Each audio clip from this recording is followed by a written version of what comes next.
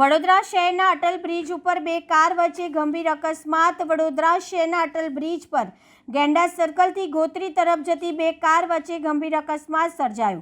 એક કારના ચાલકે સ્ટીયરિંગ પરનો કાબુ ગુમાવતા પહેલા કાર બ્રિજની દિવાલ સાથે અથડાઈ હતી અને બાદમાં બીજી કારને ટક્કર મારતા અકસ્માત સર્જાયો। ટક્કર એટલી જોરદાર હતી કે કાર પલટી ખાઈ ગઈ। જોકે સદનસીબે ઘટનામાં કોઈ જાનહાનિ થઈ ન હતી।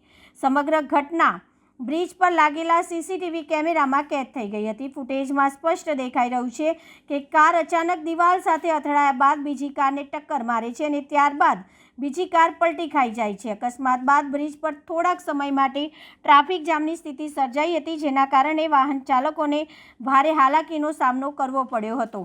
ઘટનાની જાણ થતાં વડોદરા શહેર પોલીસના ગોરવા પોલીસ સ્ટેશનનો સ્ટાફ તાત્કાલિક ઘટનાસ્થળ પર પહોંચી ગયો હતો અને ટ્રાફિક વ્યવસ્થા સંભાળવાની સાથે આગળની કાર્યવાહી હાથ ધરી।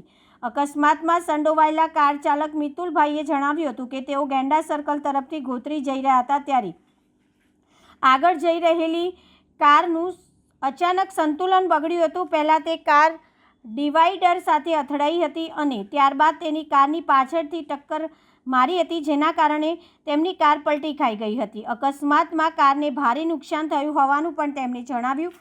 ઉલ્લેખનીય છે કે શહેરમાં છેલ્લા કેટલાય સમયથી બેફામ ઝડપે વાહન ચલાવવાના કારણે અકસ્માતોની સંખ્યા વધી રહી છે, જેના કારણે લોકોના જીવ જોખમમાં મુકાઈ રહ્યા છે।